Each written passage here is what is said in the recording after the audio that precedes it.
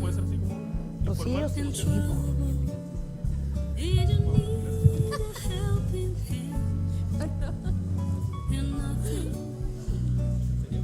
Pero bueno, pero yo creo que pueden retar un poco.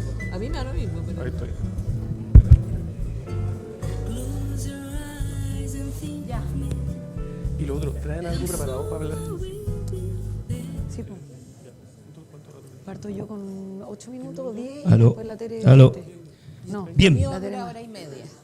Primero pedir las disculpas por el retraso que hemos tenido. Un cariñoso saludo a todos los amigos del comercio, vecinos, la Corporación Comercio Unido Valparaíso, junto al Centro Valparaíso de Debate, y con la colaboración de la Fundación por el Progreso, la Fundación Libertad y Chilenos Solidarios, le dan la bienvenida a todos ustedes, ¿verdad? Como bien ustedes saben, ya estamos justo a un mes del plebiscito de salida. Y por tal ocasión, hoy nos visitan dos grandes mujeres. Dos mujeres que, como bien la mayoría sabe, dieron la pelea en esa convención, dijeron lo que tenían que decir, hicieron lo que tenían que hacer, pero estaban en un nido de zurdos, lo vamos a decir de esa manera. ¿Ah? Dieron la pelea y son un orgullo para todos nosotros, todos los chilenos, todos los patriotas, los que amamos a nuestro país. De más está la presentación, pero contamos con la presencia de Tere Marinovich y Rocío Cantuarias.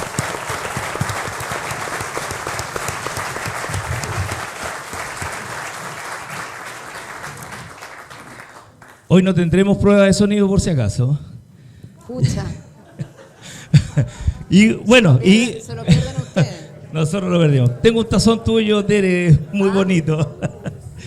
Bueno, y con la presencia, por supuesto, de nuestro gran amigo, que por muy poco le faltó ahí acompañar a nuestro almirante Arancibia, que hubiese estado ahí en la convención, habría sido un tremendo aporte. Gracias a Dios, muchas Pero Me salvé, dicen por acá. pues, sí, faltó muy poco porque, bueno, los conocimientos que él ha demostrado en otros conversatorios, en otros lugares donde hemos estado con él compartiendo, están claramente a la vista.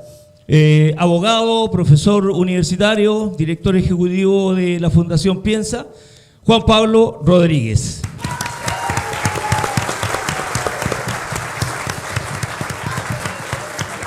Así que ahora, sin más preámbulos, los dejo con ellos. Juan Pablo, por favor. Muchas gracias, Héctor. Gracias a todos por asistir hoy día, por aceptar esta invitación.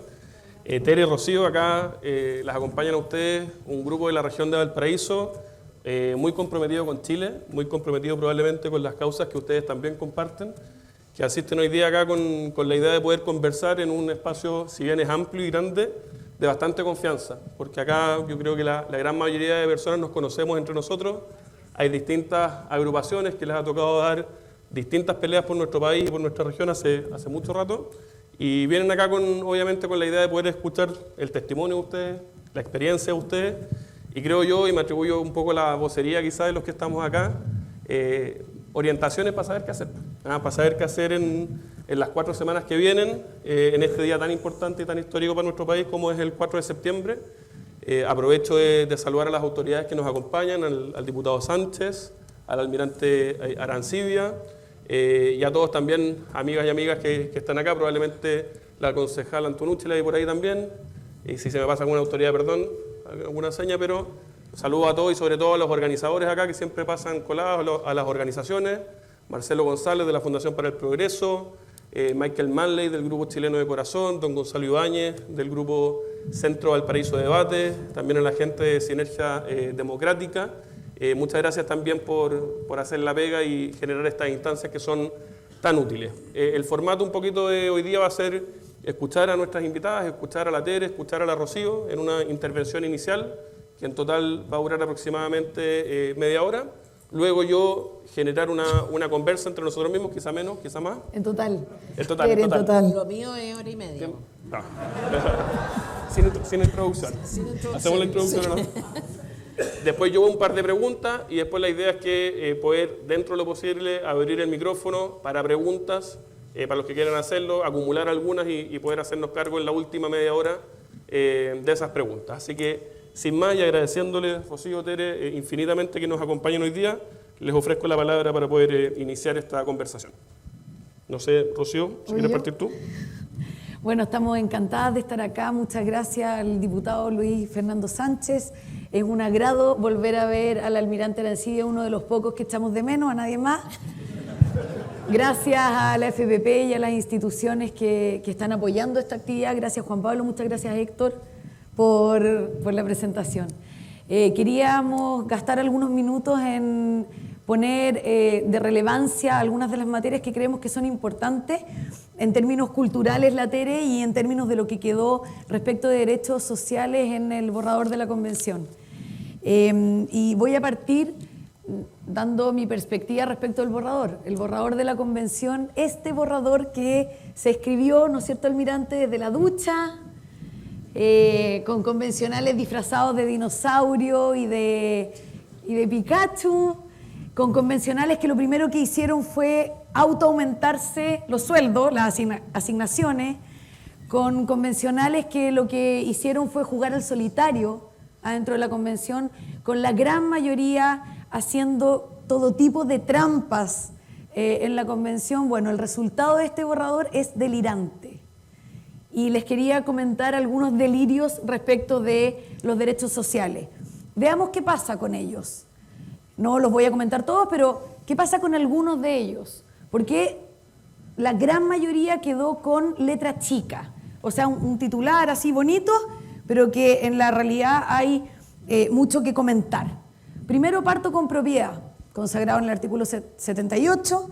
Hay dos cosas muy importantes que no quedaron estipuladas en el borrador sobre propiedad, que tienen que ver con el derecho de los chilenos a ser dueños de lo que les pertenece, ¿no es cierto? En primer lugar, el derecho a que si el Estado expropia algo, algún bien que es de usted, vaya a pagarle lo que ese bien de verdad vale, ¿no es cierto?, su valor de mercado. Eso no está en el borrador.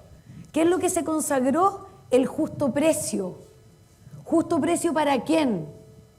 Justo precio determinado por el burócrata o político de turno. Esto es muy importante y no es lo mismo que el valor de mercado. Se rechazó en innumerables oportunidades que quedara bien consagrado, es decir, que le paguen lo que el bien de verdad vale. Tratamos de darle esta tranquilidad, pero no fue posible. Y lo segundo importante en esta materia que quisimos dejar consagrado es que el pago, en caso de que le expropian algo, sea en efectivo y al contado. Esto es muy importante, porque de nuevo el Estado pudiera pagarle a través de un vale por, ¿no es cierto? Lo vimos en la historia de nuestro país con las expropiaciones. Bueno, tampoco quisieron dejarlo consagrado. Y lo que se aprueba, como ustedes saben, es tan importante como lo que se rechaza. Por eso es que comento estas dos cositas que son de tanta relevancia en materia de propiedad. En materia de pensiones, de seguridad social, el sistema de pensiones hoy día tiene dos características que los chilenos valoramos. En primer lugar, que los ahorros de los trabajadores son nuestros, o sea, propiedad sobre los ahorros. Y lo segundo es que estos ahorros son heredables, ¿no es cierto? Y los chilenos queremos cambiar esto y la verdad es que no, porque el 93% de los trabajadores quieren que se continúe con la herencia de sus ahorros. Y el 94% de los chilenos quiere que tanto los ahorros actuales como los futuros siga siendo de su propiedad.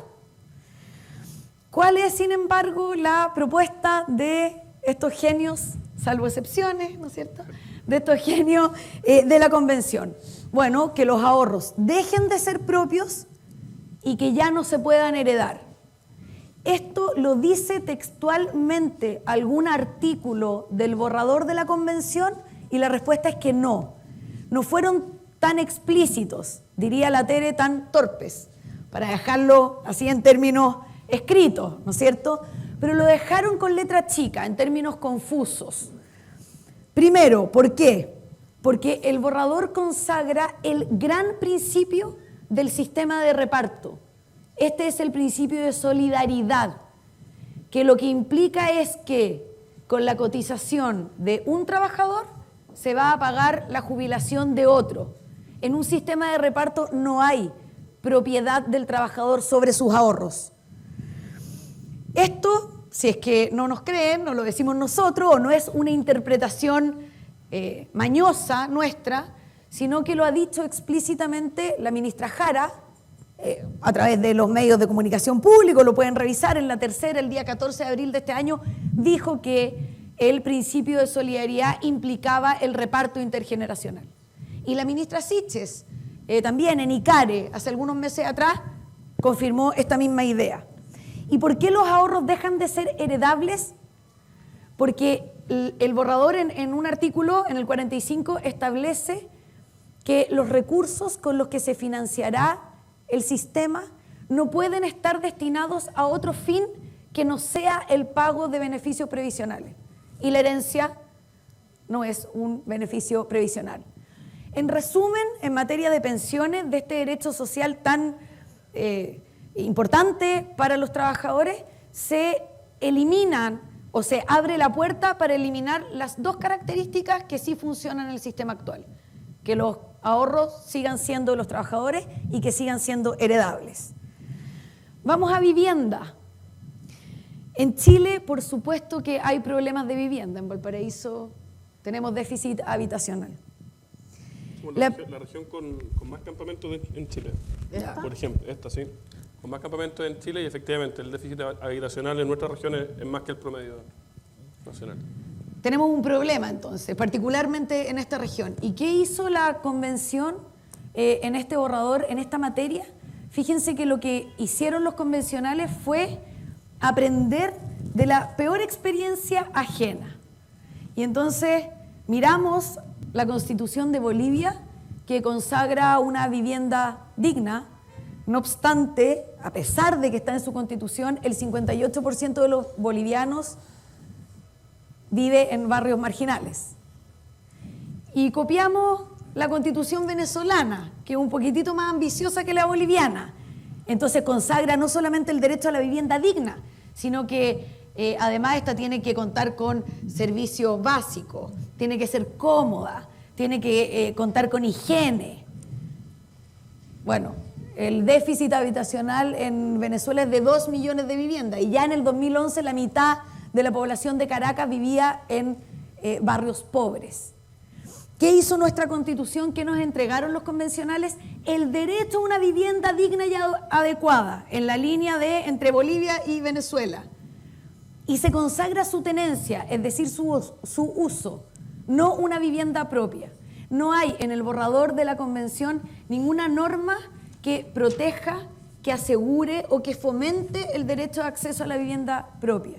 Y pasamos entonces, tampoco lo decimos nosotros, lo dijo el presidente Boric, del sueño de la casa propia al derecho a la vivienda digna. Insólito, ¿no? También quiero recordar aquí, porque es importante no solamente lo que se aprobó, sino que lo que se rechazó, y teníamos dos propuestas que son importantes. Una, en que el Estado debe o debía, ¿no es cierto?, tomar todas las medidas necesarias para desalojar la ocupación o uso ilegal de las viviendas y terrenos. Y esa norma, esa propuesta se rechazó expresamente. Y la otra norma tan importante que quisimos dejar consagrados para darle tranquilidad a los chilenos es que el Estado o que la Constitución debía reconocer el derecho de acceso a la vivienda propia. Y eso también fue rechazado. En materia de salud, no les trajimos muy buenas noticias en realidad, ya. Pero estoy terminando. En materia de salud, el artículo 44, ¿qué es lo que se consagra? Un sistema estatal nacional de salud público. O sea, como el Estado lo hace tan bien en materia de salud, ahora no solamente debe hacerse cargo de las personas que están en FONASA, sino que también de las que estamos en ISAPRE. Un sistema que se financiará no solamente con impuestos, con rentas generales, sino que también con las cotizaciones de los trabajadores. Cotizaciones que, si a usted le gusta o no, o quiera o no, si este borrador se aprueba, va a ser administrado por un organismo estatal. Ya no hay posibilidad de elegir. ¿Los chilenos van a ser dueños de ese 7% de salud? No. ¿Los chilenos van a poder con ese 7% de salud contratar un seguro privado de cobertura de salud? No, se acabó. El Estado, dice el borrador, podrá, no deberá, que es muy distinto, incorporar prestadores de salud privados, si es que tiene ganas, ¿cierto? Un espanto en salud también. Educación, y voy terminando, Juan Pablo, te prometo. ¿Qué es lo que tenemos en educación? 9 normas vagas, imprecisas, indeterminadas, como todo enredado con letra chica, como todos los derechos sociales que quedaron consagrados en el borrador. Sí tenemos claro que vamos a tener la obligación, ¿no es cierto? El Estado va a tener la obligación de educar sexualmente e integralmente a los niños. Eso queda ahí como obligación. Y que los padres tienen la libertad de elegir el tipo de educación que quieren para su hijo. No existe el derecho preferente, derecho y deber preferente de los padres a educar a sus hijos. Eso quedó... ¿Por qué me quieren desconcentrar? Culpa mía. Era para hacerte perder protagonismo. El derecho preferente de los padres a educar a su hijo no está. ¿Qué es lo que hay aquí en estas normas vagas e imprecisas? La libertad de elegir el tipo de educación. Sí, pero siempre que todo, la comunidad educativa, los profesores, las universidades, los proyectos educativos, los establecimientos estatales y no estatales, se rindan o sometan ante los fines y principios que consagran estas normas en materia de educación. Son 13 principios los que establecieron estas normas en materia de educación y 9 fines.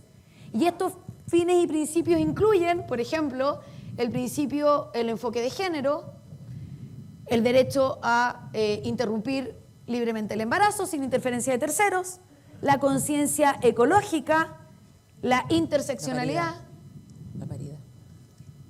el enfoque de género, la paridad y muchos otros principios que un proyecto educativo puede no querer cumplir, ¿no es cierto? O puede tener otros distintos. Entonces, en educación, ¿qué es lo que hay? Toda la libertad del mundo. Ese es el titular. La letra chica, siempre que usted, su familia, los padres, los sostenedores de los colegios particulares subvencionados, los directores de un establecimiento público o privado, se rindan, se arrodillen frente a estos principios y fines que los convencionales quisieron que estuvieran en este borrador y que finalmente sean ley. Quiero concluir o quiero terminar esta breve reseña respecto de los derechos sociales diciendo que tuvimos aquí en la convención a un grupo de personas que hablaron mucho de derechos sociales y que la gran mayoría de ellos se lo entregan a la prestación de un proveedor único, que es el Estado, gigante, omnipresente, haciéndonos a los ciudadanos personas dependientes del político o burócrata de turno. Pero esta vez sí que el Estado lo va a hacer bien.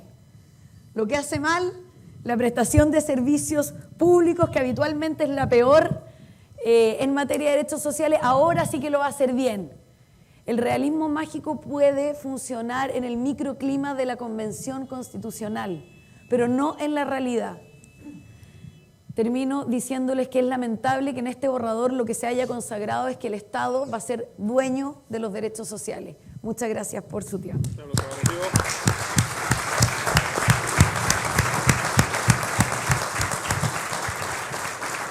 Estás muy breve. Muchas gracias, Rocío. Antes de ofrecerte la palabra, me permito un pequeño comentario, entendiendo que también el propósito de varios acá es poder salir con argumentos para la pega que hay que hacer hacia el 4 de septiembre. Es importante comprender que las constituciones, si uno tuviera que resumirlo, apuntan a dos cosas. Por una parte, limitar el poder político, repartir mejor el poder, y ahí está toda la discusión en torno al sistema político, el diseño de nuestras instituciones, los frenos, los contrapesos. Y por otra parte, nuestros derechos fundamentales, aquellos que nos pertenecen a todos nosotros porque somos personas y no porque el Estado nos los entrega así gratuitamente. Dentro de estos derechos fundamentales están los denominados derechos de primera generación, civiles y políticos, como cada cual quiera decirle, que son los que uno aprendía en el colegio, ¿no? Libertad de conciencia, de expresión, de culto, libertad de reunión, de asociación, etcétera, en donde el Estado lo que hace para poder cumplir esos derechos es dejar de hacer, abstenerse, no meterse. ¿Cómo respeta nuestro derecho de reunión acá? Sin meterse. Nosotros nos podemos juntar sin decirle a nadie, nos reunimos y el Estado no hizo nada, check, cumplió con nuestro derecho de reunión. Luego están los derechos sociales, que son más bien propios del siglo XX, que vienen después. Eso debería haber sido antes de mi exposición. Pero complemento. Que por ejemplo lo que decía la Rocío, ¿no? Vivienda, pensiones, salud, educación, en donde estructuralmente son muy distintos a otros derechos porque involucran lucas, involucran plata. ¿Cómo proveo de educación, de salud, de vivienda, de pensiones con recursos económicos? ¿A qué voy con toda esta vuelta?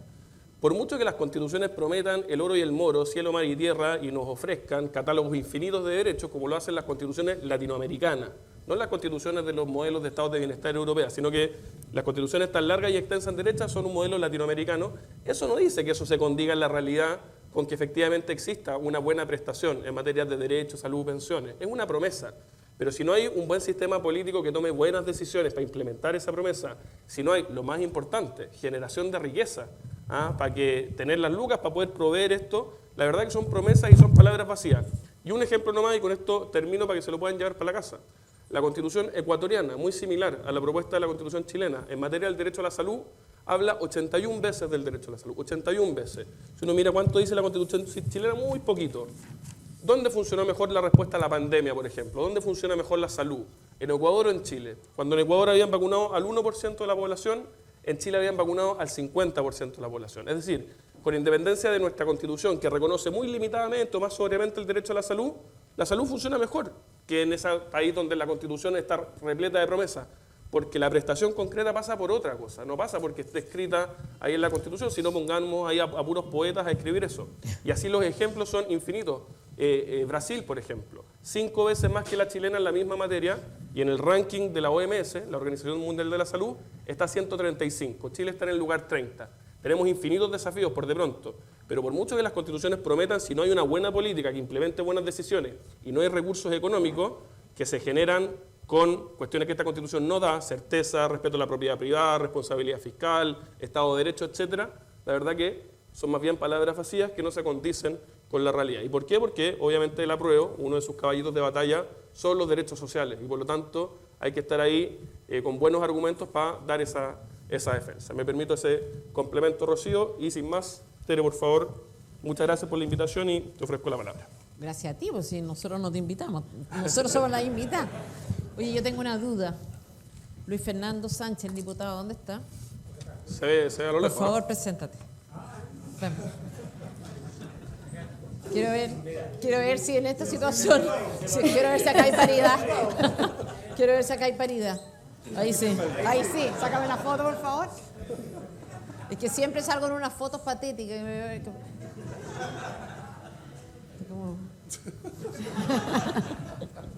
Ya. Gracias. Ya. Es una muy esencial. No, es que ya tenemos varias fotos con Luis Fernando que parecemos como con un enanismo así, pero salvaje. En fin.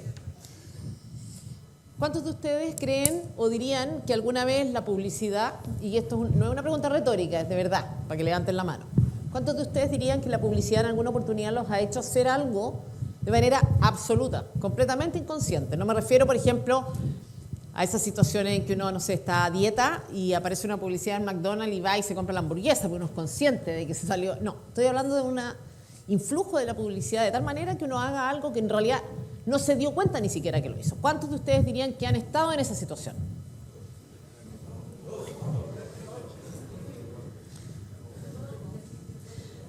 Voy a decirlo de otra manera.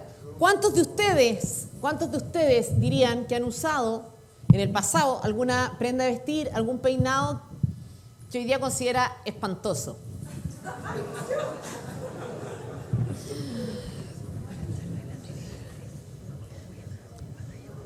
En realidad la respuesta correcta, o sea, la pregunta está mejor hecha en la segunda vez, ¿no? Y la respuesta es todos.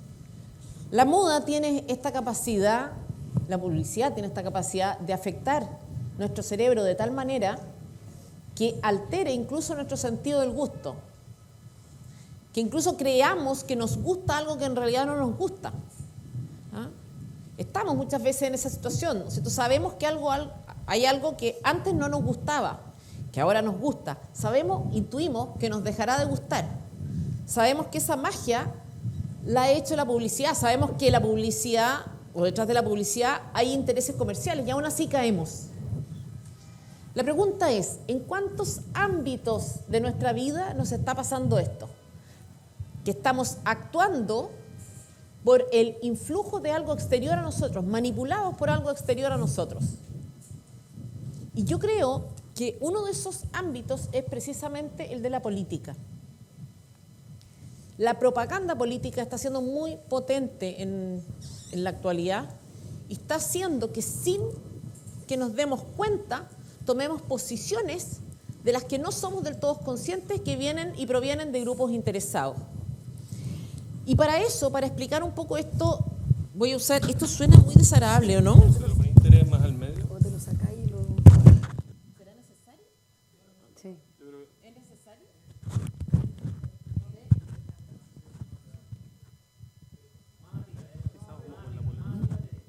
¿Aló? ¿Se oye?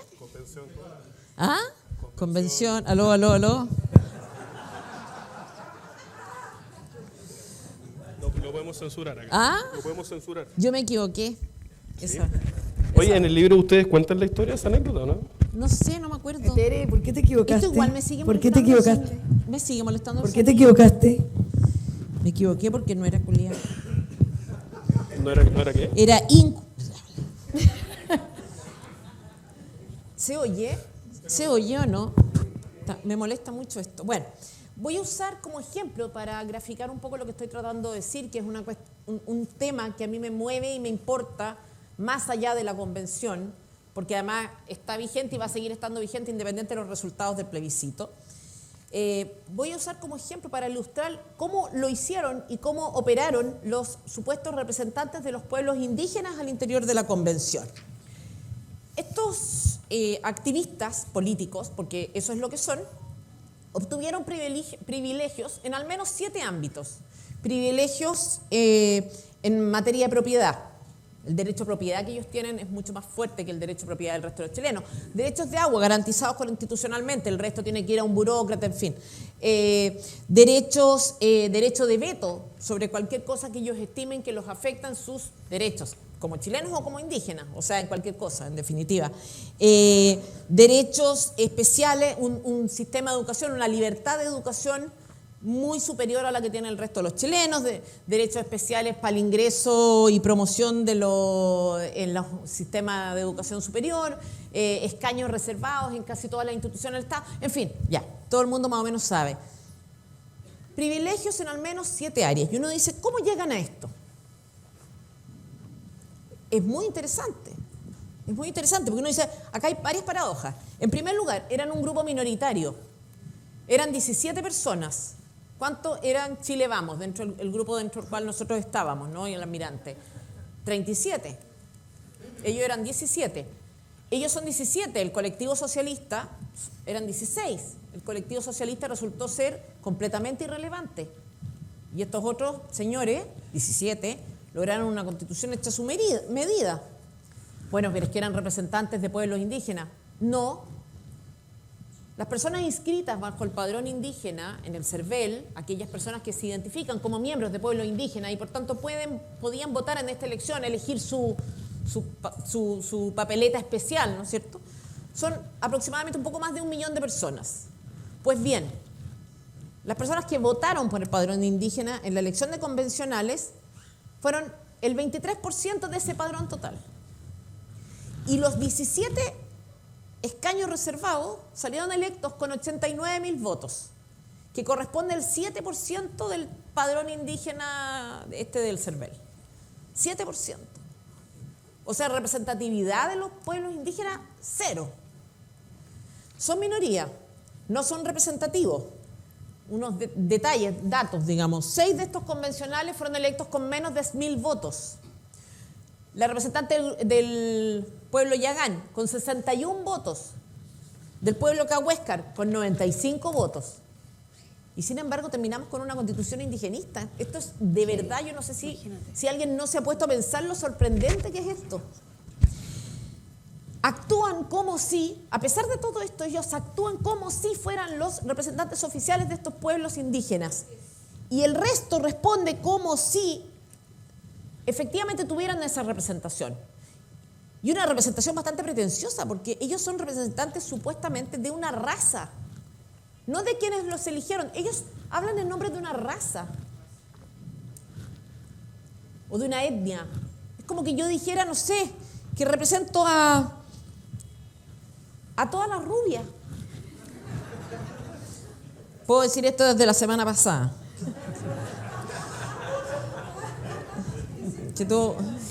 Entonces, ¿cómo es posible que alguien tenga la arrogancia de decir que representa una raza completa? O sea, apenas una abstención enorme, con unos votos, 89.000 votos, entre los 17 juntos. La Marcela Cubillos tuvo más de 80.000. Y ellos van por la vida como si, pero lo más sorprendente es que el resto también actúa como si, medios de comunicación, el resto de los convencionales. Entonces esto es bien sorprendente. Es una especie de locura colectiva. Más paradojas. En el ámbito del relato, estos señores mienten, pero mienten grotescamente. Ellos parten de la base de que son y han sido naciones. Naciones en el sentido, la forma en que lo plantean es una nación-estado. Ellos han tenido una cultura propia, gobiernos propios. Parten de la base de que poco menos, o sea, les falta poco para decir que ellos han vivido en Chile como vecinos del resto de los chilenos, casi. Yo no sé si los desconcentra esto porque...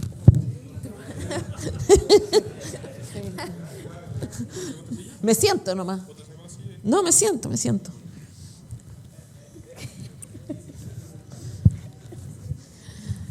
Entonces, ellos son naciones. Primera mentira. Entonces, son minoría. No representan a quienes dicen representar. No me aguanto.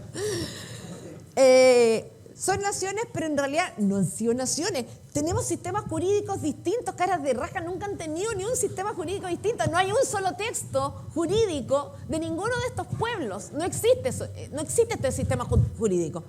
Lo dicen y logran sistemas de justicia aparte. Si esto es impresionante, de verdad, es un fenómeno de locura colectiva muy interesante. Hablamos otro idioma, jamás estuvimos ahí, en ningún minuto. Acá lo puede corroborar el almirante. Nadie en los pasillos del excongreso, en los jardines del excongreso, no hubo nadie nunca que hablara otro idioma que no fuera el castellano. Y cuando usaron idiomas distintos dentro del hemiciclo, era leyendo y con mucha dificultad, o sea, claramente con textos preparados y a lo más un párrafo. Entonces, todo es falso. Y uno dice, bueno, pero ¿cómo? ¿Qué pasa? Entonces uno dice, ¿y cómo llegan a aprobar esa cantidad de normas? Es sorprendente porque ellos eran 17. Para la aprobación de una norma tú necesitabas contar con 103 votos, porque eso corresponde a los 2/3, correspondían a 103 votos. Ellos pasan sistemáticamente de ser 17 a conseguir estos 103 votos. Todo esto sobre la base de un relato insólito, completamente absurdo incluso, carente de fundamento. Entonces, este es el caso perfecto, exitosísimo de propaganda política, de publicidad. Y eso es lo que yo quiero explicar, porque va más allá de los pueblos indígenas, incluso va más allá de este texto constitucional. Tiene que ver con una forma de activismo político que se replica en muchos temas, no solamente en esto, y que va a seguir vigente independiente de los resultados del plebiscito. ¿Y cuál es el camino de esta campaña publicitaria? El primer camino consiste, de parte de estos personajes, en hacer plausible la tesis de que ellos, en primer lugar, son distintos. Si ellos son chilenos, han vivido como los chilenos, han tenido las mismas oportunidades que los chilenos o las mismas dificultades que el resto de los chilenos, entonces no tienen título para pedir tratos diferenciados. Por lo tanto, el primer paso, lo primero que ellos necesitan es demostrar, hacer plausible la tesis de que son distintos. Si no, ¿cómo? No, sí, tuvimos las mismas oportunidades, podíamos haber sido diputados, nos educamos en los mismos colegios, sí, nos encontramos en el CEFAM. ¿Por qué entonces va a haber diferencias? No, pues había que mostrar que eran distintos. ¿Cómo lo hacen? En primer lugar, a través de una cosa estética, ¿no? Llegan con sus atuendos tradicionales, no los usaban, de nuevo, así como no usaban el idioma, porque no lo conocen, no es que no lo usaban, no lo conocen, así también usan atuendos tradicionales. Llegan con ello, Canelo para allá, Canelo para acá, Marimari, todo un show. Es un show. Ellos necesitan mostrar que son distintos. Primer paso, con atuendos tradicionales, insisto, que no usan en su vida cotidiana, con los que no aparecen en sus redes sociales, por ejemplo. Luego, la exigencia de entrar con traductores, si esto es la cosa más absurda, traductores, porque nosotros necesitamos traductores porque hablamos otro idioma. Ahí fue que yo en los inicios salté porque dije acá hay un interés político, ¿no? Esto no es una cuestión simbólica de reivindicar el marimari, acá hay algún objetivo, porque ¿qué sentido tenía entrar con traductores? ¿Qué sentido tenía? Marcar la diferencia, decir nosotros somos distintos, o sea, tanto hemos hablado otro idioma, en realidad con suerte nos entendemos, porque somos otras personas, o sea, ustedes los chilenos por allá acá, nosotros por allá. Es un show performático, pero que se traduce, se desarrolla después o se despliega con un relato coherente también, con una historia, un cuento. Entonces, primero está lo estético, los atuendos, el idioma. Y después viene un discurso. Y este discurso descansa o se estructura y se desarrolla en términos de antagónicos y en clave víctima-victimario.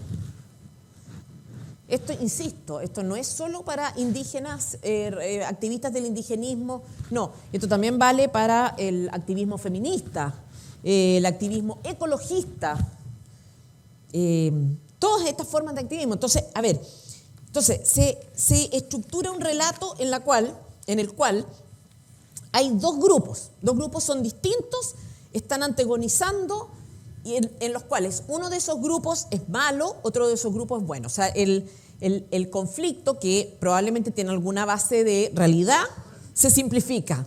Hay un grupo que es malo, otro es bueno. Mujeres, hombres, personas, animales, personas, naturaleza, blancos, negros, chilenos, indígenas, ricos, pobres. Ese conflicto se exacerba, se explota lo máximo posible. De nuevo, primero necesito mostrar que somos distintos y segundo tengo que demostrar que tú me hiciste algo, porque si no yo no voy a poder pedirte. Y como a lo mejor tú de hecho no me hiciste nada, tengo que buscar una categoría que me convierta a mí rápidamente en una víctima y a ti rápidamente en un victimario para que entonces yo pueda demandarte y exigirte algo. Ese conflicto, ese antagonismo en clave víctima-victimario se generaliza. No es este hombre que violó a esta mujer el que deba pagar una culpa, no, son los hombres, los deudores, son las mujeres las acreedoras. No importa si este hombre puntual fue un buen hijo, un buen padre, un buen hermano, un buen marido. Es hombre y debe. No importa si ese hombre o si esa mujer no sufrió ningún menoscabo por el hecho de ser mujer, porque la quisieron, porque tuvo oportunidades, no importa, es mujer y tiene derechos. Eres hombre, tienes obligaciones, eres mujer, tienes derechos, independiente de la realidad. Entonces se da la paradoja de que alguien que ningún daño sufrió le exige algo a quien ningún perjuicio le causó. Alguien que ningún daño sufrió exige algo a quien ningún perjuicio le causó. El tema, y esto fue la lógica que estuvo presente siempre en el discurso indigenista. El tema es que esta lógica, este relato, esta forma de pensar aparece en redes sociales. Y aparece en redes sociales, insisto, feminismo, ecologismo, indigenismo, todos estos ismos. Aparece en redes sociales, pero en redes sociales aparece como un tema ciudadano.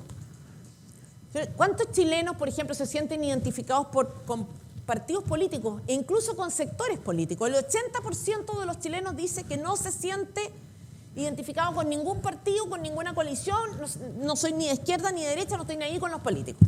El 80% de los chilenos dice eso. Sin embargo, cuando se trata de estos temas de activismo, las personas sí toman posiciones. ¿Tú eres feminista? Sí, lógico. No, yo soy animalista, yo soy esto, lo otro, ecologista. En estas materias las personas sí toman posiciones. de lo que no se dan cuenta es que están tomando posición en un discurso que es completamente político. O sea, la gente le llega este contenido y no se da cuenta que detrás de esto hay que son grupos organizados e interesados cuyo objetivo es político, o sea, de poder. Tan obvio es que es político el objetivo de estos grupos que si ustedes ponen atención, nunca hay propuestas. Estos grupos no proponen, tienen una performance, hacen una denuncia, pero no proponen. Siempre es una performance, una denuncia y en nombre de ese tema, el que sea, un cargo, poder político, financiamiento para una ONG. Eso es. Siempre. Los ecologistas, siempre contra tal o cual empresa, tal o cual proyecto. Nunca hay una propuesta, nunca. Las feministas, no, que las mujeres, que las violaciones, los micromachismos y toda la imbecilidad junta.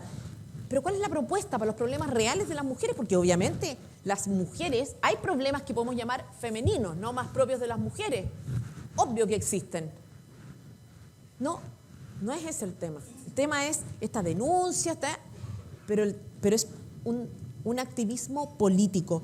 Es un activismo tan político que si ustedes se fijan, tiene dos características siempre. Una es anticapitalista. Y uno dice, ¿por qué?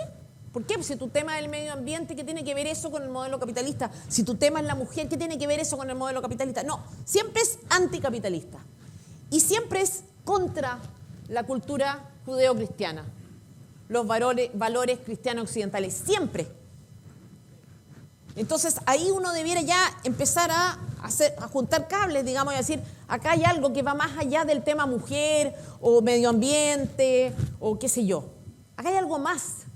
Y efectivamente es un grupo de activismo político que toma una causa, la plantea, la pone, la instala en redes sociales, logra que muchas personas se sientan identificadas con esa causa porque se identifican con el aspecto que más o menos les hace sentido de esa causa y no se dan cuenta que esto es un combo en que la papa frita y la bebida y qué sé yo que viene incluida es nefasto.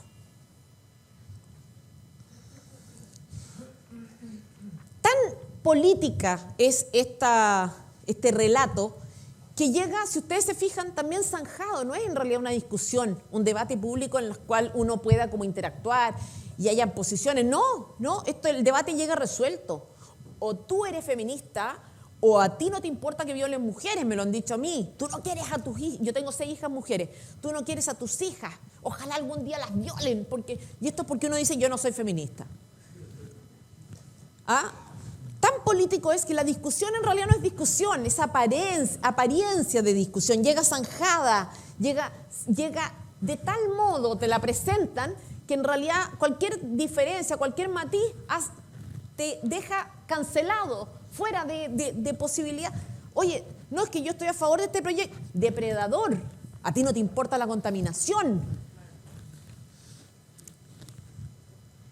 Caímos entonces en la trampa publicitaria y caímos porque no nos dimos cuenta. Porque oímos, ay, la igualdad entre hombre y mujer, ya qué buena onda, pueblo originario, sí, en una de esas hubo un poco de clasismo y alguien quizás sufrió y lo pasó mal, entonces, como distraídos.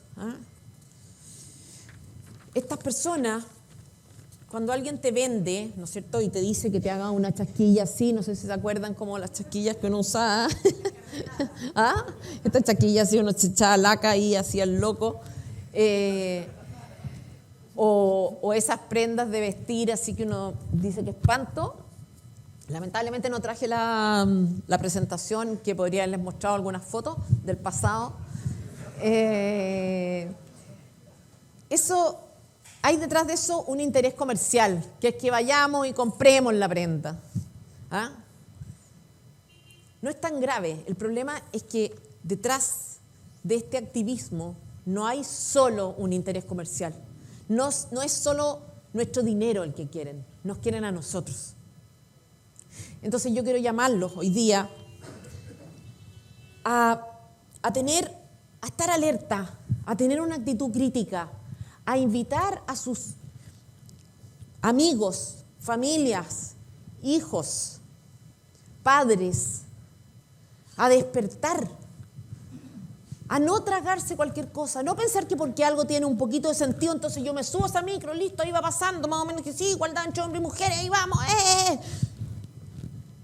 feministas, sí, porque a tener una actitud crítica, a pensar, está en juego nuestro estilo de vida, están en juego nuestras costumbres, está en juego nuestra identidad, nuestra fe, nuestro país, nuestra libertad.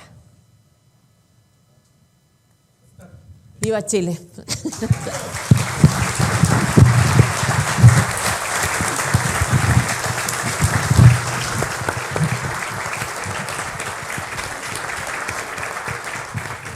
Muchas gracias, Tere. Muy buena la presentación. Yo, antes de ofrecer las palabras a la audiencia, me voy a tomar el privilegio del moderador para hacer un par de preguntitas. El abuso. Vamos a abusar acá del privilegio de la moderación. Rocío, me gustaría llevar quizá un poquito la conversa a la contingencia. Tú describías muy bien lo malo que es el texto, ¿no? Pareciera ser que hoy día existe consenso de lo malo del texto. Si uno mira las encuestas, solamente el 11% dice, mire, me gusta a mí el texto tal y como está. Hoy día hasta el presidente Boric, en función de diversas estrategias, como que le está echando un poquito de tierra al texto, le está echando un poquito de tierra a la convención, viendo la realidad de las cosas también. Y si uno mira, por así decirlo, la voluntad de cambio que podría haber de ese mundo, del que redactó la Convención Constitucional, uno como que puede dudar rápidamente, ¿no? Yo me acuerdo, ustedes conocieron mejor la historia de la Convención, pero al principio decían, oye, mira, no se preocupen, no aleguen por las comisiones que esto se arregla en armonización, ¿no? Después, no se preocupe que salió mal la armonización, oiga, no, que lo arregla el Pleno. Sí. Después, no, que se arregla después. Después, no, que reformas antes del plebiscito. Ahora, que reformas después del plebiscito. Ustedes, que conocieron como ninguna a los sujetos que redactaron esto, ¿hay alguna posibilidad real de que se desamonen de su texto, de que se echen para atrás? O dicho de otra manera, frente a la eventualidad de que exista un, comillas, acuerdo entre el gobierno y parte de su coalición en orden a ofrecerle a Chile, antes del plebiscito, reformas, ¿eso tiene alguna viabilidad? ¿Cómo iría el Partido Comunista, el Frente Amplio en esa pasada, a juicio de ustedes? ¿Se les desbordaría el gobierno? Y aprovecho también de cómo ven en la parte más de ajedrez político, quizá de decisiones electorales, las 4 semanas que quedan de aquí al plebiscito. ¿Por dónde van los tiros y a qué tenemos que estar atentos? Rocío. A ver, en primer lugar, el texto no le gusta a nadie. Lo deslizaste tú, ¿no es cierto? Y por eso es que estamos con estas alternativas, incluso de las personas que pretenden votar apruebo el borrador, que apruebo para reformar, que apruebo con alguna alternativa, pero estamos más o menos de acuerdo que el texto es muy malo para nuestra patria. Lo segundo es que el 4 de septiembre lo que se vota es si las personas se quieren o no tragar en las próximas décadas un borrador que es malo. Dicho lo anterior, digamos. O sea, el 4 de septiembre el tema es, usted se va a tragar este borrador, nadie lo trajo hoy día, este borrador de la convención. No sí, le tenemos mucho cariño, parece. Sí, nadie lo quiso recordar. ¿Sí o no? Eso es lo segundo. Y lo tercero, respecto de los cambios, Juan Pablo, hay 2 cosas. Uno, el texto que de verdad puso una constitución como pétrea, ¿no es cierto? O casi pétrea, inmodificable, irreformable. ¿Por qué? Porque se usan quórum que son supramayoritarios, quórum que son muy altos, 2/3, 4/7 con referéndum, y además el veto indígena, o al revés, el permiso, el consentimiento de las naciones y pueblos originarios.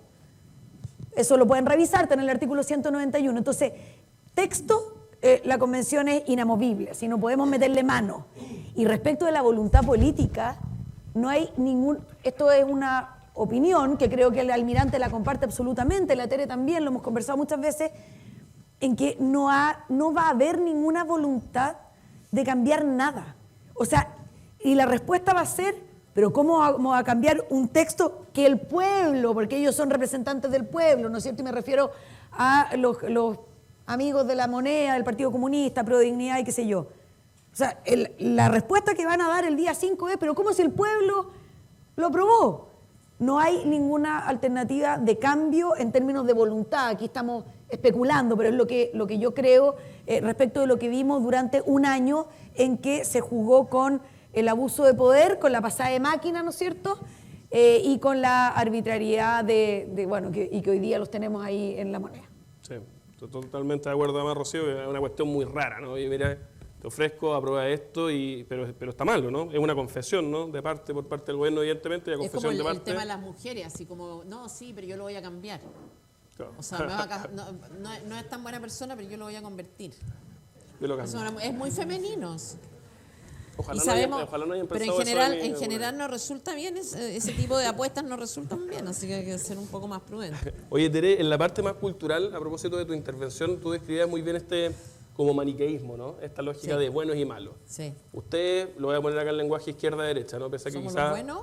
ustedes son, o sea, nosotros, ya le dirán a ustedes, pues, ¿no? Ustedes ¿Ya? son los malos, ¿no? Nosotros, la izquierda progresista, No, tenemos superioridad moral como Jackson. en la que avanza en cambios irreversibles. La izquierda es la que avanza en cambios y es la derecha la que ataja los cambios, ¿no? Claro. Es la izquierda la que tiene intereses angelicales caídos del cielo y es la derecha la que probablemente defiende intereses de grandes empresas o qué sé yo. Tú que estuviste ahí en donde las papas queman, ¿cómo veías ese mundo fuera de las declaraciones, que de repente es lo que uno veía en la prensa? ¿Cómo ven ellos a los que no piensan como ellos, a estos 37, a ustedes, a la derecha, si Yo tú creo quieres? que el progresismo y el llamado progresismo, porque es lo más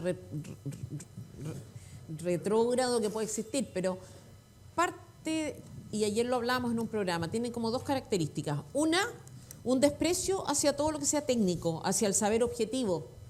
Es una cuestión, la economía,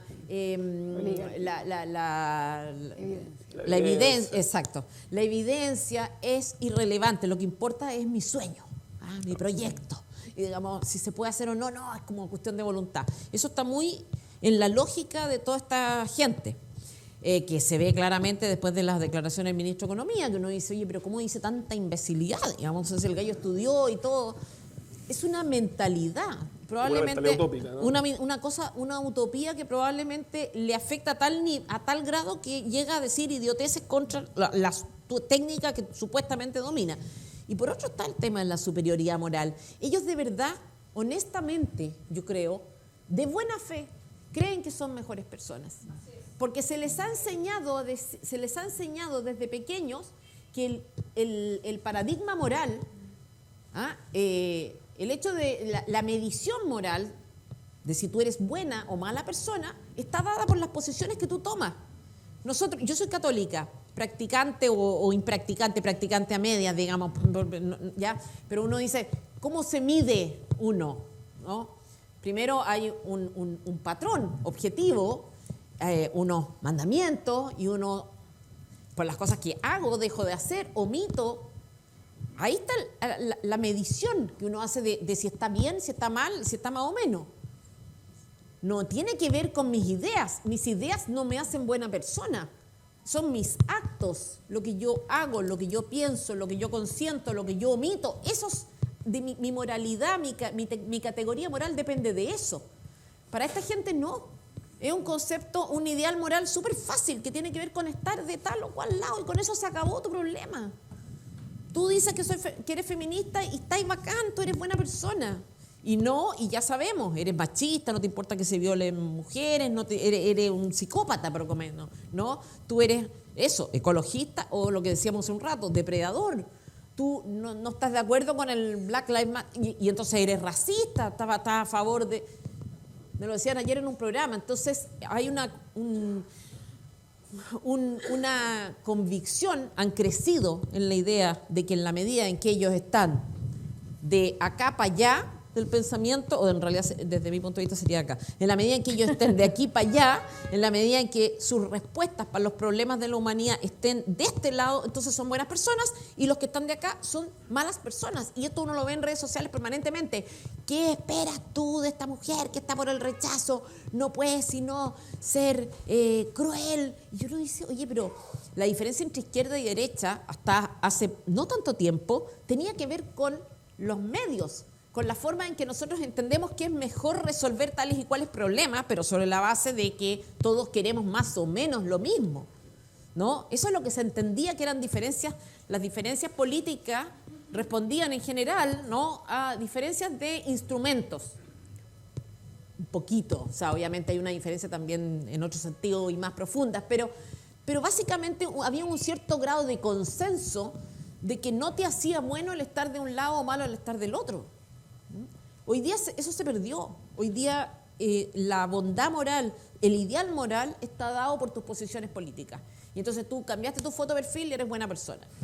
Tú, listo, dices que eres ecologista y estás estupendo. O sea, no importa si lo que hagas, no importa si en realidad no eres muy coherente, no. O a lo más, no pides cubiertos de plástico en el McDonald's, entonces es bacán porque eres consciente. O sea, es un ideal moral además fácil. O sea, tú llegas a ser buena persona con cosas muy sencillas, muy simples, es muy poco exigente. Entonces, yo creo que estas personas, honestamente, hay gente que está malintencionada, otras que no, pero yo creo que se acostumbraron y han sido criados, muchos de ellos, gente muy joven, educada en esta lógica. Muchas gracias, Tere.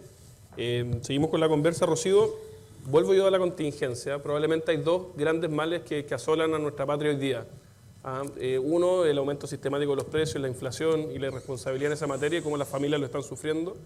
Y otro, la seguridad, ¿no? La escalada grande de violencia e inseguridad, no solamente el terrorismo en el sur, la inmigración descontrolada en el norte, sino que en todas nuestras ciudades, que decir acá en Valparaíso, un mal que le duele mucho a las personas y que la propuesta constitucional trae sobre eso. Te quiero preguntar un poquito qué dice o cómo viene la propuesta a tu juicio en esa materia. Y segundo, también quizá un comentario, probablemente estos temas más de cómo se está viviendo también tengan mucho que ver con el resultado del plebiscito, ¿no? De cómo lo está haciendo el gobierno en la materia, cómo esa realidad. ¿Cómo ves tú el tema de la seguridad, Rocío, y particularmente cómo viene la propuesta en esa materia? Juan Pablo, ¿se tomó en serio la patudez del moderador? ¿Había pregunta? Me gusta el comentario, además. A ver, en términos de seguridad lo conversábamos con Luis Fernando y con la Tere en la mañana en algunas radios, porque es un tema que, por cierto, nos inquieta a todos, ya está a niveles desbordantes, digamos. Hay dos cosas en el borrador de la convención. En primer lugar, se debilita la capacidad del Estado para hacer frente, para combatir la delincuencia, la seguridad, el narcotráfico, el terrorismo. Ese es el primer eje. Debilitamiento total. Se elimina el estado de emergencia por causal de grave alteración del orden público, se desprecia a las instituciones de orden público, de orden y seguridad. Por ejemplo, se inventó, y ahí se dejó en el borrador, la acusación constitucional en contra del director general de Carabineros. Eso es juicio político al director de Carabineros, también de la Policía de Investigaciones. Bueno, el presidente como jefe, ¿no es cierto?, de las Fuerzas Armadas de modo permanente. Y el segundo punto importante que hace el borrador en contra de avanzar para combatir la delincuencia y el terrorismo es que se hace un guiño en muchas normas a los delincuentes, en desmedro de las víctimas. Ejemplo 1, se rechazó la propuesta de Defensoría de las Víctimas. No hay nada. Ya hay Defensoría de la Naturaleza, hay Defensoría del Pueblo, que no es más que un Instituto Nacional de Derechos Humanos 2.0, hay Defensoría un cuanto hay, se rechaza la Defensoría de las Víctimas. Y hay algunas normas que son bien preocupantes. Por ejemplo, que los presos puedan votar, incluso ser candidatos a algún cargo de elección popular. Pero también normas, por ejemplo, hay una en que a nivel constitucional se garantiza el derecho de los presos de tener contacto y comunicación periódica con su red de apoyo. Esto es una norma que está aquí ahí en el borrador de la convención. O sea, aquí nos imaginamos al líder del Tren de Aragua, que está preso por un rato, supongo, dirigiendo su cartel desde la cárcel y con un derecho consagrado a nivel constitucional para que, no sé, entre el teléfono, entren sus amigos, los soldados, qué sé yo. Y la segunda, bien impresionante o curiosa, es aquella que consagra una compensación económica, ¿no es cierto?, el pago con nuestros impuestos en caso de que un preso, de que una persona haya estado privada de libertad y no resulte finalmente condenada. Lo que implica que vamos a tener ahí en la Constitución un incentivo para que los jueces no decreten prisión preventiva. Cuando, bueno, esto es desconocer totalmente cómo funciona, ¿no es cierto?, nuestro sistema penal, porque las prisiones preventivas, que son medidas de última opción, ¿no es cierto? Última ratio, diría un ciútico, ¿no? Claro, me arrepentí, de hecho, de decir eso, pero claro, que siempre se decreta por razones fundadas. Bueno, y hoy día tenemos aquí la compensación económica pagada con nuestros impuestos para aquellos privados de libertad que no resulten condenados. Entonces, dos ejes en materia de seguridad que van a empeorar, por supuesto, la seguridad, que es debilitamiento de la capacidad del Estado para reaccionar o combatir la delincuencia, el terrorismo y el narcotráfico, y en segundo lugar, guiño a los delincuentes en desmedro de las víctimas. Realmente impresionante, Rocío, ¿no? Como en un momento de inseguridad tal que estamos viviendo, la propuesta constitucional le quita herramientas al Estado para la persecución del delito y le ofrece más derechos a los delincuentes. Para ir terminando mi privilegio, y ahora sí que le ofrezco la palabra a la audiencia, Tere, mencionaste mucho en tu intervención la cuestión indígena, ¿no? La parte indígena. Hay un aspecto especialmente polémico, ha sido el de la propiedad indígena. No sé si podías en eso profundizar un poco y darnos tu visión en la materia. Bueno, yo creo que el derecho de propiedad, la propiedad indígena, es una de las normas que, a mi juicio, puede dar origen a una guerra civil. Acá el almirante sabe más de todos estos temas y puede que yo esté exagerando, no lo sé, pero desde mi punto de vista es donde se pueden producir los conflictos más fuertes. La norma empieza hablando de que la propiedad indígena gozará de especial protección. Ya eso es, en general, hoy día es leer una norma. Cuando eso sea real, cuando eso se aplique, cuando los chilenos vean que efectivamente hay una especial protección para este tipo de propiedad y no la otra, primera razón de conflicto. Luego se dice que el Estado tendrá que aplicar, llevar a cabo, implementar una política de devolución de tierras. ¿Qué significa eso? En primer lugar, está dando por sentado que hay tierras que son de personas y que no están en su poder, lo cual es absolutamente discutible, y por tanto que están en poder de alguien, y esos son chilenos. Nosotros presentamos una indicación para decir, bueno, si vamos a empezar a hablar de devolución de tierras, entonces por lo menos que nos asegurémonos de que estamos hablando de tierras fiscales, por ejemplo. Esa indicación nuestra, ese límite que nosotros quisimos poner, se rechazó. Es una política de demarcación, titulación, devolución de tierra. Peligroso, no estamos hablando de zonas rurales, estamos hablando de todo Chile, estamos hablando de la costa, estamos hablando del norte, el centro, el sur, y estamos hablando de Argentina incluso. Después señala, ¿no es cierto?, que esta política de devolución de estas cosas que habrían... es una cuestión de utilidad pública e interés general. O sea, que es algo que para el Estado tiene que ser prioritario, que es algo que justificaría, por ejemplo, de por sí, la expropiación a otros chilenos. Es importante que te digan que algo es de utilidad pública e interés general. O sea, le estás dando prioridad. Después, esto ya es una norma transitoria, pero es relevante. Bueno, ¿y quién va a decir cuáles son estos territorios? Nosotros preguntamos muchísimas veces, ¿no? ¿Cuáles son? ¿Dónde están? ¿De qué estamos hablando? Porque eso... nunca hubo respuestas, y la respuesta que tenemos y lo que sí sabemos es que habría una comisión integrada por estos activistas del indigenismo encargado de recorrer Chile para decir, ya, esto era de nosotros, esto de acá, para definir los límites. Y luego, dentro del concepto, dentro de la norma de propiedad indígena, está también consagrado el derecho de ellos al uso de ellos. Estamos hablando de un colectivo, no es las personas con apellido indígena, estamos hablando de estos colectivos, estos grupos. Siempre habla de grupos, entonces ya sabemos lo que son, grupos de activismo político, en fin. Por último, habla del derecho de estos grupos de usar esos recursos que fueran necesarios para su vida, para su sobrevivencia, que hubieran usado tradicionalmente. ¿Qué es eso? Recursos. O sea, puede ser cualquier cosa. El lago, el cerro, la máquina, la retroexcavadora. ¿Perdón? Los árboles, o sea, cualquier cosa. Cualquier cosa. Pero puede ser un edificio también. ¿Te fijas? O sea, cuando a ti te dicen, tú tienes derecho a usar cualquier cosa que sea necesaria para tu sobrevivencia, la sobrevivencia tuya y de tu familia, bueno, pero eso es cualquier cosa. Entonces una norma que queda hecha de tal manera, y esto, ¿para qué decir si ya empezamos a comparar con cómo queda la propiedad en general? ¿Ah? Acá esta queda muy fuerte, muy firme, y esta propiedad muy débil. Y es muy razonable, porque si tú quieres fortalecer esta, tienes que debilitar la de otros, porque estamos hablando de tierra, territorio, recursos, etcétera, que no están en poder de este grupo. Entonces, para que este grupo pueda acceder a las tierras que hoy día son de otros, esta propiedad tiene que ser débil para que sea fácilmente expropiable y utilizable. Entonces, yo creo que esa norma, insisto, no sé qué opina el almirante, pero yo creo que esa norma está perfecta para crear un conflicto de proporciones entre chilenos, y creo que incluso aunque se rechazara el texto constitucional, ya está generando conflictos muy grandes, porque genera expectativas, porque las discusiones sociales no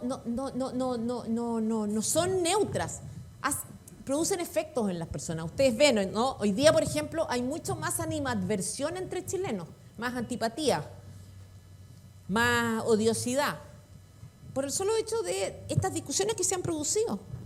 Entonces, esta norma está, yo creo que es el germen, si a mí me preguntan cuál es la peor de todo este texto constitucional, a mi juicio, ahí tenemos una opinión distinta con la Rocío, es esta. Esta es la que yo considero más grave. ¿Cuál es la de la Rocío? La falta de independencia de los tribunales de justicia, o sea, el Poder Judicial se acabó y con eso estamos sometidos al control social. Bueno, pero estamos de acuerdo, o sea, es 1, 2, 2 y 1, pero estamos de acuerdo en que son dos cosas gravísimas. Sí. Bueno, de hecho, ahí también está consagrado, por ejemplo, en estas autonomías y qué sé yo, indígenas, está consagrado también el derecho, por ejemplo, a tener relaciones transfronterizas. Y tú decís, ¿qué es lo que es esto, relaciones transfronterizas? ¿Qué pasa? Pueblos indígenas con pueblos indígenas bolivianos, por ejemplo. ¿Qué va a pasar? Entonces tú dices eso y te dicen fake news. Bueno, yo digo, el texto abre ese espacio. ¿Qué pase? No sabemos. Pero sí sabemos que abre un espacio. Y sí sabemos que los pueblos indígenas sudamericanos, pueblos indígenas entre comillas, sudamericanos. Ojo que Elisa Loncón, por ejemplo, que aparece como esta señora que viene así como del Machitún a la convención, esta señora, en el año 2017, estaba exponiendo ante la ONU. Nosotros encontramos hace muy poco un video de ella, o sea, en la página, en el canal de YouTube de la ONU, hay un video del año 2017, con un seminario en torno a estos temas indígenas y qué sé yo, Elisa Loncón exponiendo, Marco Barraza hablando en ese mismo video. Y tú veías después, cuando se aprobó la propiedad indígena, el abrazo de Marco Barraza, Partido Comunista, con Machi Linconao, pero un abrazo romántico, ¿no? Muchas gracias, Tere. Y antes de pasar al cafecito después, para que podamos alargar cada cual la conversación, vamos a abrir el espacio para preguntas. Somos más de 200 personas en este salón, somos muchos. Para poder agrupar la mayor cantidad de intervenciones, les pido dos cositas. Uno, que sean preguntas, por favor, no comentarios, preguntas directamente a los convencionales. Y en segundo lugar, que no pasen de más de 30 segundos. Ojalá lo más conciso posible. Las vamos a agrupar, vamos a hacer probablemente 2 ronditas de respuesta, así que con confianza levanten la mano. Muchas gracias, Michael, que nos va a ayudar ahí con el micrófono. Por favor, ahí tú, Michael, los vais distribuyendo según las manos y yo ¿Te llevo el micrófono?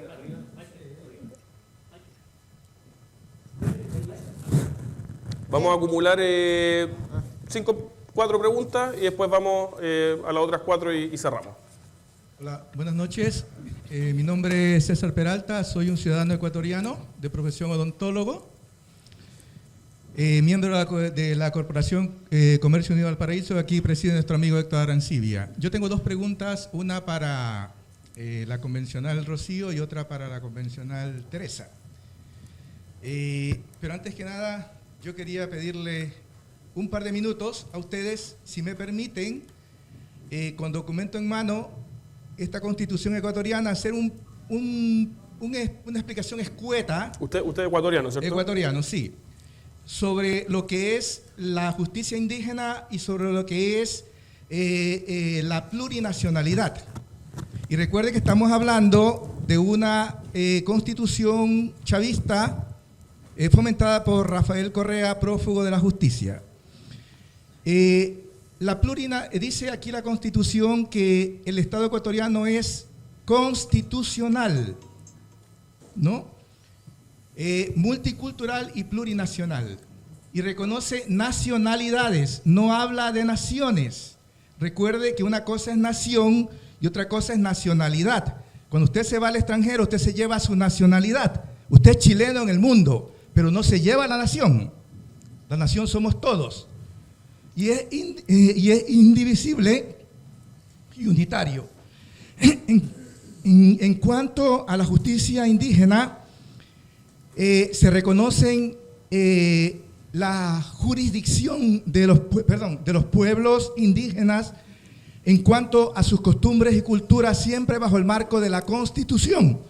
Es decir, que los pueblos podrán ejercer su jurisdicción en base a sus costumbres impuestas por el machi, por el lonco, por el chamán, pero no podrán violar la Constitución ni mucho menos los derechos humanos. ¿Por qué digo esto? Ustedes pueden entrar a YouTube en este momento y vean lo que es justicia indígena en el Ecuador, y resulta que ellos aplican normas que ahora se los aprueba la Constitución propias de ellos. Por ejemplo, si una muchacha viola a otra, un muchacho viola a otra, o roban un animal entre ellos, se dejan, se golpean, se bañan con agua helada, normativas propias de los pueblos. Es decir, la Constitución los ampara. No pueden ser vejados. A eso le llaman justicia indígena. No hay ni jueces, ni jurisdicciones especiales, como propone la propuesta del texto del borrador constitucional. Entonces, queda muy claro en el artículo 171 de esta Constitución, un solo artículo, nada más. Tampoco habla de paridad de género, ni tampoco habla de escaños reservados. Porque no se propone, o sea, no se permite que los mejores lleguen. Si hay 80 mujeres mejor preparadas para ocupar un cargo y 20 hombres, deben ir 80 mujeres o viceversa, o a la inversa, perdón. Ya. En base a eso, dos preguntas solamente. Rocío, en el propuesto de la Constitución dice que para ser presidente de la República se necesita tener nacionalidad chilena, estar en goce ciudadanos de derecho de sufragio y tener 30 años. Nada más. En la Constitución actual dice lo mismo, pero tiene que aplicar el artículo 1 y 2 el numeral 1 y 2 del artículo 10, que tiene que haber nacido en Chile o ser de padres y madres extranjeros. Por favor. Eso quiero que por favor nos explique qué es lo que qué pasa, porque ahora quiere decir que cualquier nacional puede ser, cualquier persona nacionalizada puede ser presidente. Y para Rocío, que se pierde para Tere. Sí, que se pierde el concepto de militarización de Carabineros, si es que Carabineros desaparece como institución como tal. Esas dos preguntas, por favor. Muchas gracias. Yo, mira, solo porque yo me tomé el privilegio de hacer muchas, voy a perdonar ahí la intervención, pero le pido que el resto de las preguntas, por favor, solamente la pregunta, porque si no, no vamos a poder alcanzar a preguntar el resto. Michael, si me ayudas por allá, estaban pidiendo la palabra. Vamos a acumularla. Alex acá, una más allá. Acumulamos esas 5, las convencionales responden y tenemos que ir cerrando con la actividad. Así que les pido por favor ahí. Oye, yo tengo que advertir algo, que nosotros a las 8 tenemos que salir de aquí corriendo, tenemos que estar a las 9:15 en Santiago. Entonces a las 8 así como Cenicienta. Voy a tratar de hablar rápido, ¿se escucha o no? Con dos. No le diga eso. Don Francisco, por favor. La velocidad que manejamos nosotros. Buenas noches, Francisco Muñoz. Mi pregunta es respecto a la aprobación que tienen que dar los pueblos originarios a los cambios de la Constitución. Afecten a ellos. Súper. Como la Constitución indigenista les afecta prácticamente todo. Para poder preguntarle a los pueblos originarios, primero tienen que existir. Para que existan, primero tiene que haber una ley. El artículo transitorio número 17 dice que tienen 5 años para crear la ley y después no sé cuánto tiempo para materializar esto. Mi pregunta es, ¿eso significa que vamos a tener que esperar 8 o 10 años para poder ir a preguntarle a los indígenas y por lo tanto, mientras no les podamos preguntar, no se puede modificar la Constitución? ¿O es de otra manera? Muchas gracias, Francisco. Una cosa, de nuevo, yo creo que hay que pensar siempre que una cosa es lo que está escrito y lo que teóricamente debería ser, que uno se imagina que si ganara la prueba Tendría que haber una ley que especificara todas estas cosas. Y otro tema es la realidad. Y la realidad empieza a moverse y empieza a cambiar inmediatamente, ¿no? No esperas la aprobación de texto. Yo creo que esto genera un ánimo de veto, de obstrucción, que se va a imponer y se está imponiendo incluso antes de que siquiera haya sido sometido a consulta el texto en cuestión. Entonces, ¿qué va a pasar o qué debería pasar teóricamente? Obviamente la aprobación de una ley que especificara, pero lo que sí sabe y lo que sí dice el texto constitucional es que nada, o más bien todo, lo que estos colectivos consideren que les afecta en sus derechos, y ellos tienen dos tipos de derechos, si queremos decir, ¿no? Los que tiene cualquier chileno, más los que tienen ellos específicos como miembros de estos pueblos indígenas. Y eso abarca todo. No hay límite, todo. Cualquier cosa que estimen que les afecte debe ser sometida a su consentimiento y por tanto tienen derecho de veto sobre todo. ¿Cómo se aplica eso? ¿Cómo va a ser? ¿Cómo sería? No podemos adivinar, ¿no? Evidentemente debería esperarse una ley que definiera procedimiento y todo, pero hay un espíritu. Yo creo que ese espíritu, yo creo que ese ánimo ya está instalado, digamos, en las comunidades más violentas y se nota ya en su actitud actual. ¿Y para qué decir si se aprueba este texto? Muchas gracias, Tere. Por ahí va, es que tiene el micrófono, no sé quién lo tiene. Por allá. Muchas gracias.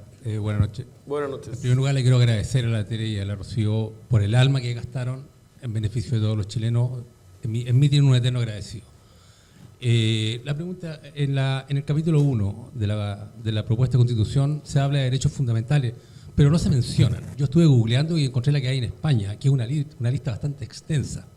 Me gustaría saber si realmente hay una intencionalidad en no nombrarla, porque es tan grande la lista de derechos que va a llegar un momento en que no va a haber plata para pagar eso. ¿Qué?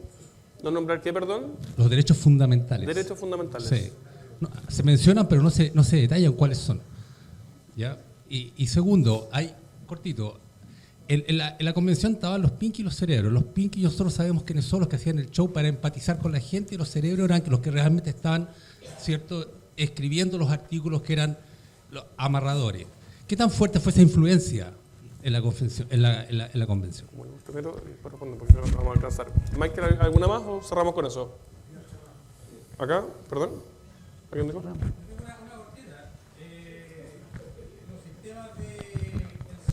¿Pensiones ya? ¿Se elimina, va a ser un sistema único? Sí. Perfecto. Entonces se eliminaría automáticamente Carretera y Ibeca, ¿cierto? No sé. No, Eso no está claro. Eso que viene determinado probablemente la definición de la ley, ¿no? Sí, sí. O sea, eso sí está. Lo que está claro, pero lo que está claro es que es un sistema único, eso sí. El Sistema Nacional de Pensiones. O sea, perdón, yo comparto la opinión que tienen respecto de que se vaya a eliminar. Tenemos un riesgo tremendo de que se vaya a eliminar. No lo dice expresamente la Constitución. Pasado mañana o el 5 de septiembre ya no va a existir Capredena. Pero si usted interpreta esa norma, que es un sistema público único, más la intención o voluntad que también nos comentó la Tere, o sea, el camino y la respuesta estaba más o menos clara. Lo otro, me gustaría que todas las autoridades, incluyendo acá el vecino, de que hagan un llamado a que se presenten como apoderados de mesa. Sí. Ahí le agradezco ese comentario. Sí. De hecho, podemos pasar directo a la acción en eso. Hoy día está acá presente Francisco Muñoz, que de hecho utilizó la palabra, lo pueden ver ahí, se acaba de parar. Él va a estar con una mesita, no sé, Francisco, si acá. Esta mesita lateral de acá va a estar Francisco inscribiendo para el que se quiera inscribir como apoderado. Vale, así que ahí para pasar directo a la acción está directo la posibilidad de inscribirse. O sea, nadie quien quiere, todos. Todo, obligado. Si no, no hay café. Sí, y por favor que no haya, y por favor, de verdad, a nosotros muchas veces nos agradecen en la calle y mucha gente es bien cariñosa con nosotros en la calle. Y de repente cuando se pide, cuando uno pide ayuda, de repente con ayudas bastante modestas, la gente entonces ya el agradecimiento te llegó hasta ahí. De verdad que lo hemos pasado re mal el último año. El almirante les habrá contado, imagino usted conoce a tantas personas. Nuestras familias lo pasaron mal, nosotros lo pasamos mal y no estoy acá acumulando victiputos ni nada por el estilo. Pero sí, sí pensar que quizá pasarlo mal el día de la elección como apoderado de mesa no es una cosa tan terrible, es un día, no es el día para hacer asado con la familia, y por favor que no usemos como argumento la edad, ¿ya? Como para no hacerlo, porque hay que hacerlo, ¿no? O sea, ahí tuvimos al almirante, perdón que aluda a su edad, almirante, pero ahí está el almirante que es un adulto joven. Ahí estaba Harry Jürgensen dándose la lata, oyendo cómo lo insultaban, votando a cualquier hora, viajando a Santiago. En el caso de Harry, que bueno, el almirante también, pero Harry que es del sur, sacaron la cresta, de verdad. Entonces, por favor, que no sea así como, no, es que yo soy mayor, entonces no puedo ser apoderado. O sea, no hay personas, o sea, no sé, salvo que haya gente inválida realmente. Pero por favor, tómenselo en serio. Ahí. Entonces se pueden parar ahí mientras respondemos preguntas, incluso Tal pueden cual. ir pasando. Ya pueden ir pasando en filita. Y que no sea, también me pasó a mí, inscribí muchas veces, en la última elección, inscribí gente, después te llamaban 2 días antes. Ay, sé que al final, como niños chicos, entonces por favor, en nuestro país, esta elección es importantísima. O sea, yo creo que es de las más importantes de las últimas décadas, ¿no? Entonces, Para cerrar y contestar muy brevemente las preguntas de las otras personas respecto de Pinky Cerebro. ¿Dónde se califica? ¿Pinky o cerebro usted? Esa no era la pregunta. Era ¿quién tuvo influencia? Y en nuestra opinión el Partido Comunista con los escaños reservados fueron el grupo o equipo lejos más exitoso de la convención, y eso se muestra en el texto. Respecto de César, claro, con este tema del presidente exactamente se eliminó o puede no haber nacido en Chile para poder ser candidato, lo que es un error, por cierto. Agradecemos tanto, nos vamos tan contentas con la Tere. Solo falta esa pregunta para no dejarlo con el micrófono. Ok. 10 segundos y cerramos con las respuestas de las convencionales. Sí, bueno. Y con la intervención final de Francisco Bartolucci para cerrar la actividad como parte de los organizadores. Y terminamos a las 8 en punto. Se queda todavía, quedan 4 5. minutos. Sí, por eso. 6 minutos. Vamos. No llegamos, A las 6, a las 8 es raja. quería preguntarle, no llegamos a este momento. Vamos. Pregunta nomás. Avance. Vamos. Sí, es que no llegamos a este punto gratuitamente. Hubo todo un trabajo para establecer este montaje y fue en todos los niveles, cultural, en los niños, en las mujeres, usando causas nobles, crearon el sentimiento que solidarizaba con una manipulación que nos llevó a este punto. Pero una vez ya instalado, ustedes hicieron un trabajo heroico adentro, en una minoría absoluta que casi parecía la batalla de la Concepción. Pero aún así fue de verdad impresionante. El punto es, está ganando el rechazo, suponiendo que se respetaran las reglas y ganara el rechazo. Llegar a hacer tanto para llegar a eso, yo veo muy difícil que se respete y quede en nada. Tenemos casi 4 años de un gobierno que obviamente no se va a dejar vencer así como así. ¿Cómo podríamos defender lo que tenemos y qué deberíamos poder hacer? Y con eso, Rocío. A ver, la exposición de la Tere responde la pega que tenemos y la batalla cultural que hay, responde en parte de la batalla cultural que hay que seguir dando, porque evidentemente si gana el rechazo con este gobierno y con lo poco quietos, por decirlo elegantemente, que se va a quedar el Partido Comunista y su gente en las calles con violencia, que es el mecanismo de objetivos políticos que han utilizado siempre. Así que esto no va a parar el día del plebiscito si es que gana el rechazo.